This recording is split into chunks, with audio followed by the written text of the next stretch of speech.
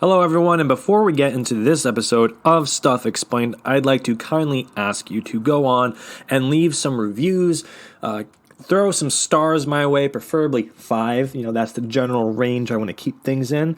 It really helps, especially on Apple Podcasts, with the visibility of Stuff Explained and getting it out there to more people. Of course, if you listen to this on any other applications, any other streaming services, please, if there's an ability to, I hit the mic just then, if there's an ability to leave a review or a thumbs up or whatever, I know Luminary gives you the ability to give thumbs up and thumbs down, please do so. Also, feel free to reach out. I really, really want to hear from a listener. So you can go to Motley Experience on Twitter, Instagram, Facebook, and you can tweet using the hashtag StuffExplained and just let me know your thoughts on what's being discussed, any relevant experiences that sort of tie in with that. So, for example, the last 2 weeks we've been talking about aromatherapy and fragrances.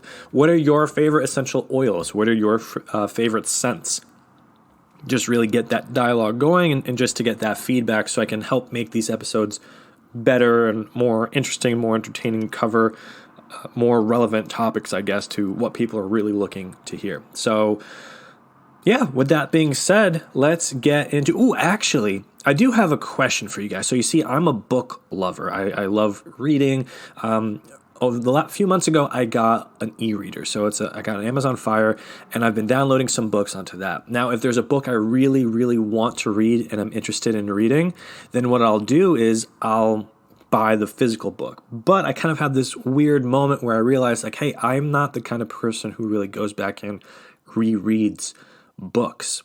I kind of just keep them on the shelf. And then I just started thinking that's kind of a waste when you think about it, because even though it's wonderful to hold the physical book in your hand, you're essentially paying for that one-time experience, which could last a few days, weeks, maybe a few months, depending on the book and your interest in it.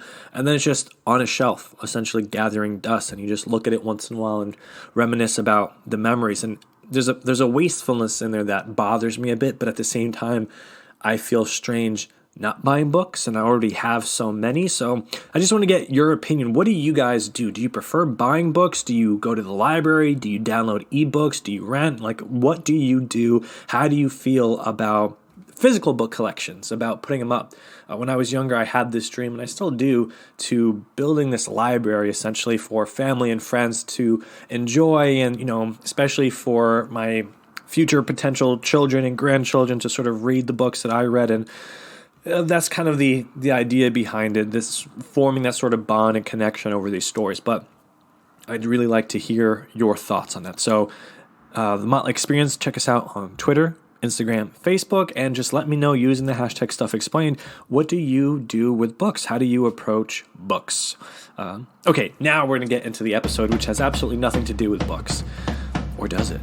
It doesn't.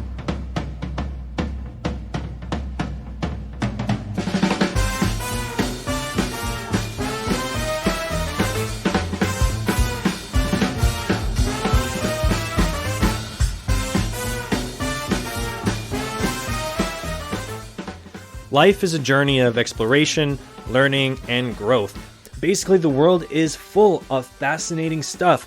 Join me, Aristides Marousas, as I uncover interesting facts and discuss big ideas on Stuff Explained from the Motley Experience. Experience your world.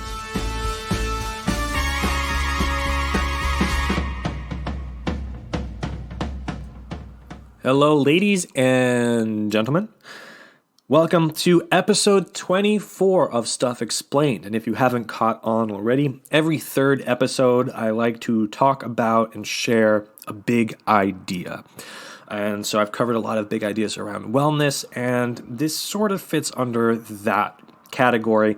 I'd like to discuss the big idea of what it means to be undefinable. That's right. No boundaries, no borders, no putting yourself into a box. What does it mean to be undefinable, and why we should all get comfortable with the idea of being undefinable?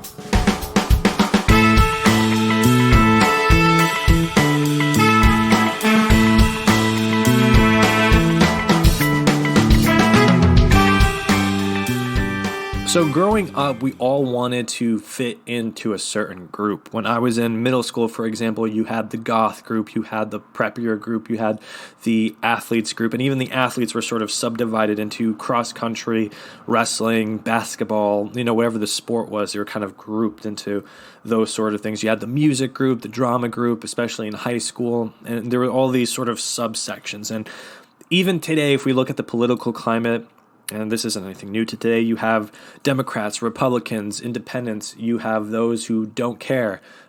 Outside of politics, you have religion. What religious group do you belong to? What socioeconomic class? What ethnicity? What race? What sexuality? On and on and on. And people just seem to want to define themselves. And it's odd because at the same time, people will say, don't put labels on me. But I've noticed sometimes approach that, hey, I don't have labels, almost as a label itself. So if you get what I mean, like it's a weird sort of thought process that I think people have that, okay, I don't belong to this group or that group, and I won't let you tell me what group I belong to. But by saying that, you're aligning yourself with other people who also don't fit into any boxes. So there's kind of a mental exercise, a mental hurdle there. But anyways, the point I am trying to get to is that as a people, as an organism, we humans like to feel like we belong to something, to someone, to some people, to some group. And so we define ourselves. And if we don't define ourselves, other people define us for ourselves, regardless of whether we want them to or not. And so this has its pros, belonging, but it also has its cons if you don't belong, or if you're sort of being forced to belong to a group that maybe you're not comfortable with or vibing with, or you feel has limitations that you're not comfortable, you're not okay with.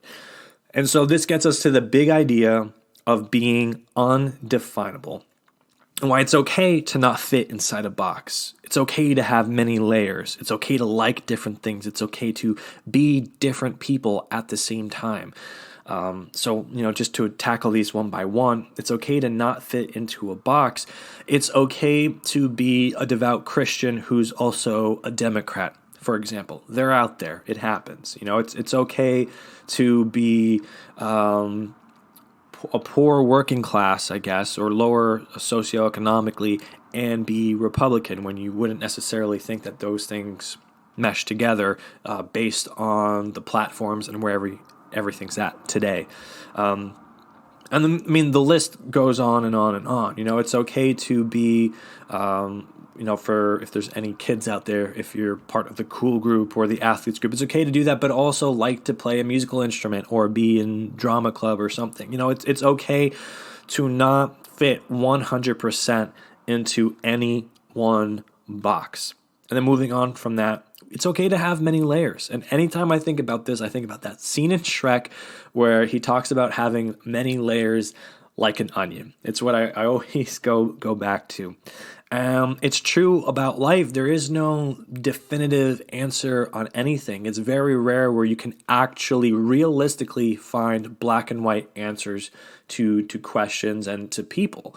People aren't black or white. There's this massive gray area and different shades of them, more than 50, that people can fit into. So for example, again, going back to sort of those prototypical groupings that we come up with in school, you can be a jock who loves drama and also plays an instrument and also likes anime. You can be all of these things, and you can have those layers to you. You can, be perceived as this tough, manly man, but really deep inside, like you have this deep well of emotions like any other human being, but you're okay with that because you won't let other people define what masculinity is. That's another box that people try to put, masculine, feminine, and it's just, at the end of the day, it's not true. We as humans, and this is kind of the underwritten theme of Undefinable, is we as a people, there's so much to us. There's so much more than that. We're such a mix of everything. Just think about the last time you felt any strong emotion. You can be disgusted, angry, sad, lonely, all of that at the same time. And it is so overwhelming, trust me. But you can be all of those things at the same time. You can be mad at someone, so angry and upset with someone, but at the same time love them, which is probably why you're so hurt in the first place. You can be a hardcore rock enthusiast, but also appreciate some hip hop, appreciate some pop. There's no reason why we have to define ourselves. If you do, and that's the only thing you like, fine. I would only suggest that you try to open your horizons a little bit. But if you're comfortable tongue twisted, if you're comfortable with where you're at, that's perfectly and absolutely fine. What I'm trying to say is that we can like different things, which brings me on to that next topic of liking different things. There's no reason why you only have to like Italian food for the rest of your life. You can enjoy Italian, sushi, Greek food, Middle Eastern food, New American, French, which isn't too far different from New American if we really think about it, but that's a conversation for another day. Indian food, Chinese food, whatever it might be. If we're not going to restrict ourselves to food, why can't we apply that same concept to the way we approach other things like music, TV shows, even political ideas and ideas for the future? Like, you can believe that one way of doing things is for the best of the country, but that doesn't mean that you have to close off your minds to everything else. And you can agree to certain extents with both sides, whatever that might be. I'm being super general on purpose right now because I don't want to get into any specifics, because I'm not trying to derail or push away people and distract from the ultimate theme and message of this particular episode, which is being undefinable.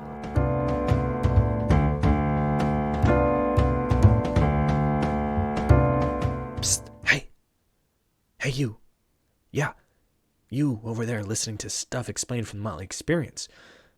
So if you're already listening to Stuff Explained from the Motley Experience, why not take that next step and head on over to themotleyexperience.com/connect. Then all you got to do is enter your email address and you instantly become a part of the Motley Experience community. By doing this, you'll get the weekly insider newsletter that gives you all the latest and greatest from the Motley Experience, including updates from your favorite podcast, Stuff Explained. Again, themotleyexperience.com/connect. There's absolutely nothing like having custom-made quality music for whatever your project might be. So if you're in the market for custom-made music, look no further than Retcon Industries. They provide tailor-made music for all sorts, whether it's professional wrestling, podcasts, trailers, and so much more. They can do it for you. So for more information, go to www.retconindustries.com or email my good friend Greg at retcongreg@gmail.com. Retcon Industries can also be found on Facebook and on Instagram at Retcon Industries. That's RETCON Industries.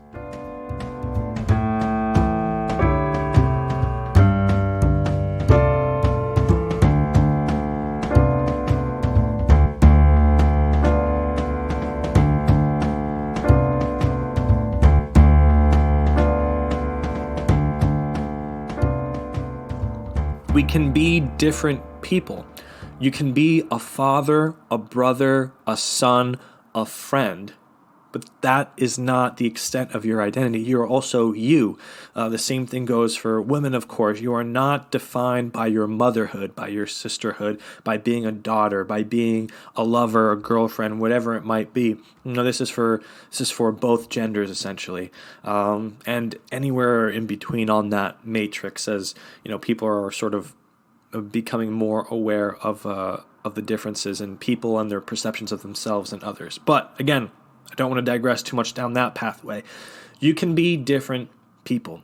You can be the clean-cut corporate office person when you go to your 9 to 5, because that's how you really succeed in that environment. And as soon as you leave, you can sort of loosen that tie, unbutton that top button, and go and have a jam session with some friends and have an awesome riff on a guitar. whatever it might be. In my own history, for example, I've done the 9 to 5, and then I would be a professional wrestler on weekends, and then I'd be a blogger, and then I'd be talking about, politics and economics. I went to school for supply chain management and economics. And if you look at just the last, when did I graduate? 2014. Oh man, it's been about 6 years almost. So if you look at those 6 years, a lot of people are surprised at all the different things I've been, and to some extent the different type of people I've been. I've been the shy guy, I've been the confident guy, depends on the setting. I've been sure of myself, I've been overly cocky, I've been overly optimistic, pessimistic. I've been the wrestler who dives through ropes and, pile drives people. I've also been the person sitting at corporate functions, discussing the latest, HR policies or whatever it might be, the latest operations policies, commenting on politics for my blog or this podcast, for example. There's so many different avenues, the spiritual awakening journey I've been on the last 8 months or so. And that's just me in the last few years. So imagine any given human being across an entire lifetime, all the different phases, all the different likes and dislikes. It's completely limitless. There's no borders to it at all. As Deepak Chopra says, it's, I believe anyways, it's like unlimited potential. And it's absolutely fantastic and something I'm super passionate about because historically, and you can look at your parents or your grandparents, people like to be in boxes. You grew up in this kind of environment and you could hope for a little bit more, but you really should stick in your lane. That whole staying in your lane. Pick a lane at 18 because that's when you go into school, and that's the lane you stay in. And you have the family, and what does adulthood look like? And we did an episode on what it means to grow up, so go back and check that out. What it means to grow up, what it means to be an adult, what it means to be a citizen of the U.S., to be a consumer, to be productive, to have output. What all those mean? They're so finite, and they're trying to put you in this lane because it's easy to categorize, it's easy to label. But the truth of the matter is humans don't function that way. We just don't. We have such a wide, beautiful, vast array of a spectrum. Each single one of us at any given moment can be so many different things at the same time. You can be the CEO, you can be a parent, you could be a sibling, a family member, you could be a rock star. You could do all those things at the same time. Look at some of the most successful people today. They are, as Marie Forleo, who I'm a huge fan of, likes to put it, are multi-potentialites. And I think all of us have the capability to be multi-potentialites, which means you have all these different interests, and it's okay to pursue them, all of them at the same time, or you stagger them. Like any given person, if we're fortunate, lucky, and healthy, have a full lifetime to experience everything. All the emotions, all the ups and downs, the heartbreak, the love, highs, lows, everything in between. We can do that because life gives you everything. Life opens. It's just one huge door of opportunity, and it's up to you to walk through. And it's up to you to discern what you want to experience and what you don't want to experience. And of course, sometimes, we don't really have much choice what comes our way. But again, I don't want to digress too much. I just want to focus on this main message once again of being undefinable. You are undefinable. Don't let anyone define you. Don't even let yourself define you. Don't put yourself in a box.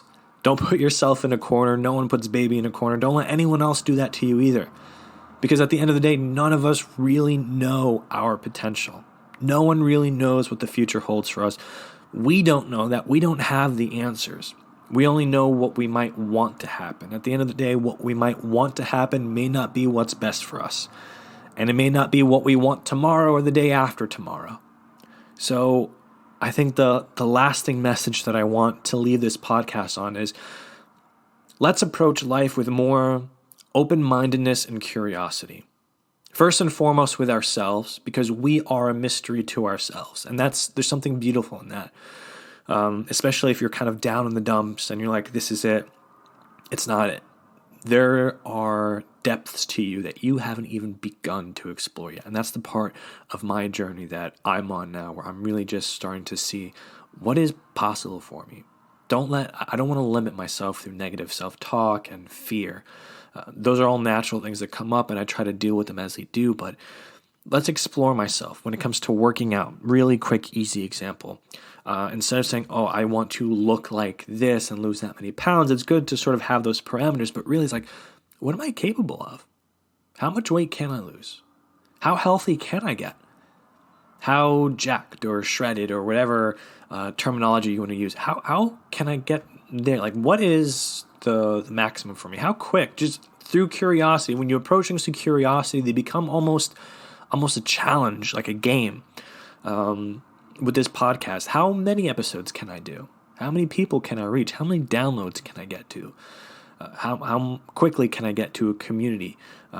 Et cetera, et cetera. So if we approach life in that way where we don't know the answers, we're just curious, we're approaching it because at the end of the day, there's no definitive answer for really almost anything I can imagine. The whole landscape changes for us. The game changes, and we become a more aware player instead of just a participant that's just going through the motions. So before I continue on any more tangents, which if you've been listening to this, I am very wont to do, especially if you've ever spoken to me in real life. I mean, isn't this real? Anyways, I can go on tangents. So I'm going to cut myself off here again. Repeated it a few times now. You are undefinable. Don't let anyone else, including yourself, say otherwise. Look yourself in the mirror and say, I am undefinable. I have unlimited potential, limitless possibilities. I do that as an affirmation, and it does help a lot. So, with that being said, thank you very much for tuning in to this episode of Stuff Explained. I'll talk to you next week, and until then, I hope you have a great and healthy week. Bye.